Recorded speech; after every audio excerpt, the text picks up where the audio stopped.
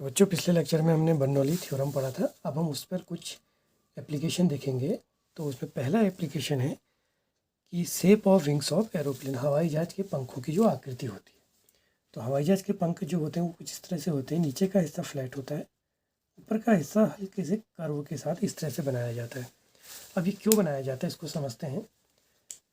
ये ऐसा है कि जैसे ये हवा आई, ठीक है, जब एरोप्लेन चला तो हवा उसके पास से गुजरेगी, ऊपर से भी जाएगी और ये नीचे से भी जाएगी। अब कर्व वाले पाथ में क्या होगी, स्पीड उसकी बढ़ जाएगी, क्योंकि इसमें एंगुलर स्पीड भी जुड़ेगी और लीनियर भी जुड़ेगी। तो यहाँ पर वेलोसिटी इंक्रीज कर जाती है, यहाँ वेलोसिटी उससे कम होती है। अब ऐसे समझिए, यहाँ पर v हाई होगी और नीचे पे v क्या होगी, लो होगी। अब बर्नौली थ्योरम पे आइए, p plus half rho v square equal to constant है। तो ऊपर स्पीड ज़्यादा है तो ऊपर p क्या होगा, p कम हो जाएगा। यहाँ अपर पार्ट में इसकी यहाँ की बात करें, यहाँ वेलोसिटी ज़्यादा है तो p क्या होगा, p लो हो जाएगा। और नीचे पार्ट में v लो है तो p क्या होगा, हाई होगा। अब प्रॉपर्टी आपको पता है, हाई प्रेशर से हवा क्या करती है, हाई प्रेशर से लो प्रेशर को एक थ्रस्ट दे दी। थ्रस्ट का अर्थ है कि एक ऊपर को झटका देना या एक बल देना। तो यहाँ से उसको क्या मिलेगा, हाई प्रेशर से लो प्रेशर को हवा क्या करेगी, एक धक्का देगी।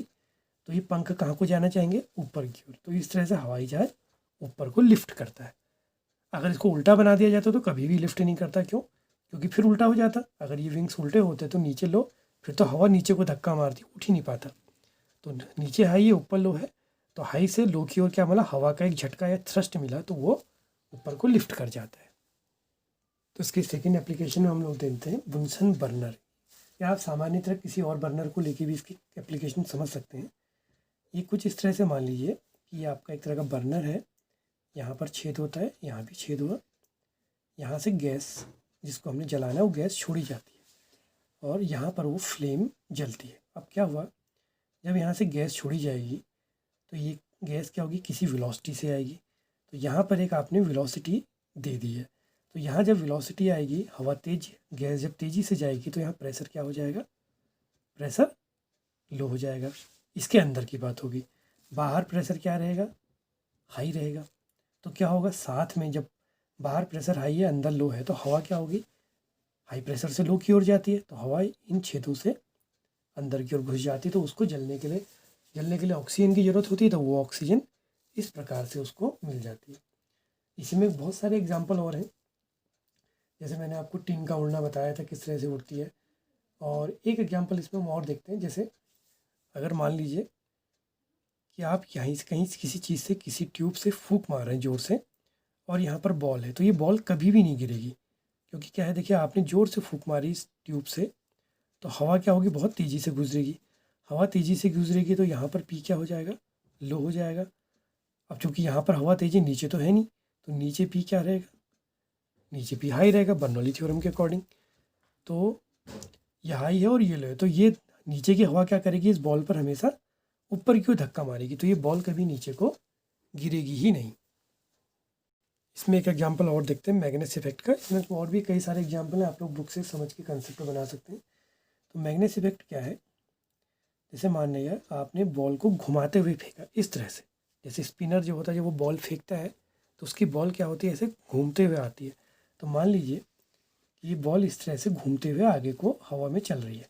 तो घूमती बॉल अक्सर क्या होती है कि हवा में उसको ये समझिए कि उसको कहते हैं कि ड्रिफ्ट करती है, यानी कि हवा में तैरती हुई लगती है।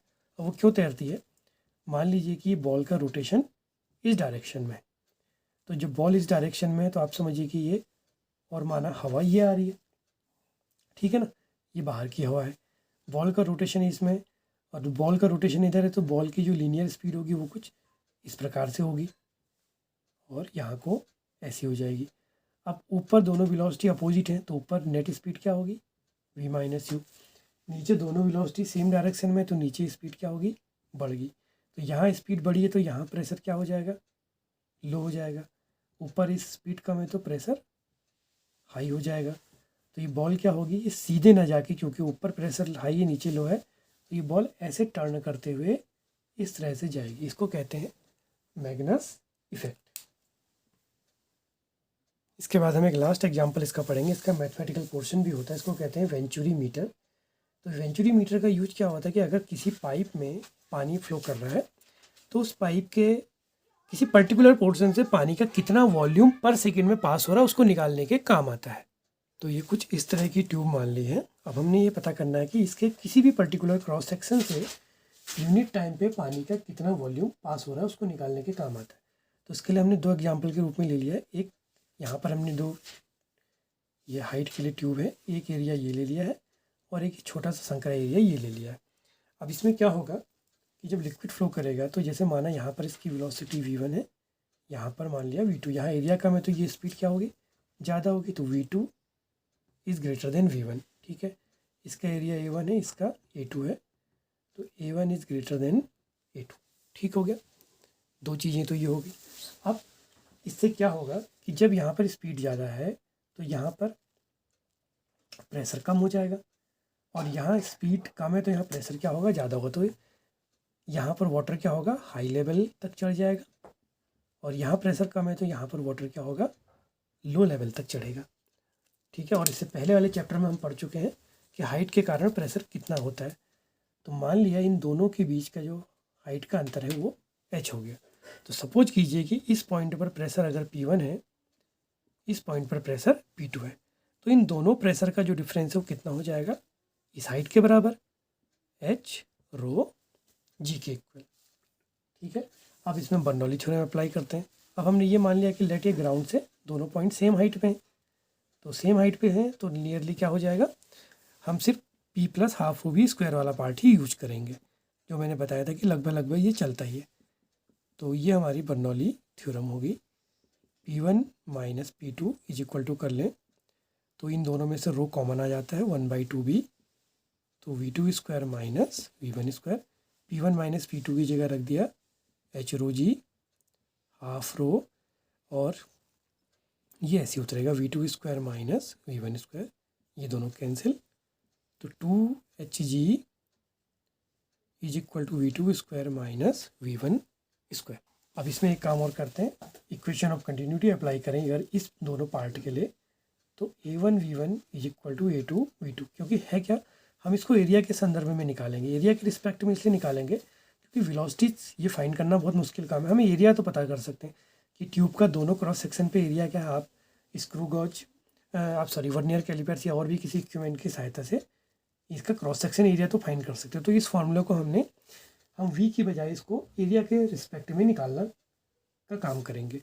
तो ये क्या बनता है, अगर हम इन दोनों में से सपोज कीजिए v2 स्क्वायर को कॉमन ले लें तो ये बनता है 1 minus v1 square upon v2 square, और यहाँ से हम क्या करेंगे, अब इस पार्ट से v1 बाई v2 की वैल्यू निकाल लेंगे, तो v1 अपॉन v2 क्या आ जाएगा, a2 बाई a1, तो उस वैल्यू को हम रख देंगे यहाँ पर, तो ये 1 माइनस v1 अपॉन v2 की जगह आ जाएगा a2 अपॉन a1, तो a2 square minus a1 square, तो ये सॉल्व करके क्या बनता है, 2hg is equal to a2 square upon a1 square, और यहाँ आ जाएगा a1 square minus a2 square, और इसको आगे और सॉल्व करें तो ये क्या बनता है, v2 square is equal to a1 square 2hg upon a1 square minus a2 square.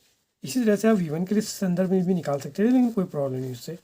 तो v2 की वैल्यू आ गई a1 अंडर रूट के अंदर 2gh upon a1 square minus a2 square. Same process अगर आप v1 के लिए करेंगे तो v1 के लिए ये फॉर्मूला इस तरह का आ जाता है, a2 under root 2gh upon, formula same रहता है पर अंतर क्या है कि a1 a2 का अंतर पड़ जाता है, a2 स्क्वायर। तो अब हमें क्या निकालना था, कितना अमाउंट ऑफ लिक्विड पर सेकंड फ्लो कर रहा है, उसको डिनोट करते हैं Q से।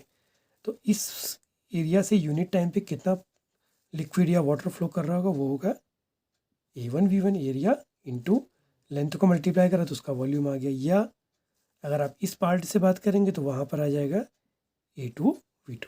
तो दोनों को अलग अलग निकाल के देख लेते हैं। a1 v1 की वैल्यू थी a2 under root 2gh upon इतना, तो ये आ गया under root 2gh upon a1 square minus a2 square. और यह अगर यहाँ से निकालेंगे तो A2 V2 है, V2 की value A2 A1 under root 2GH upon A1 square minus A2 square. तो बच्चों ये चैप्टर हमारा लगभग समाप्ति की ओर है। इसमें एक टॉपिक और बचा है, उसको हम लोग नेक्स्ट वीडियो में देखेंगे।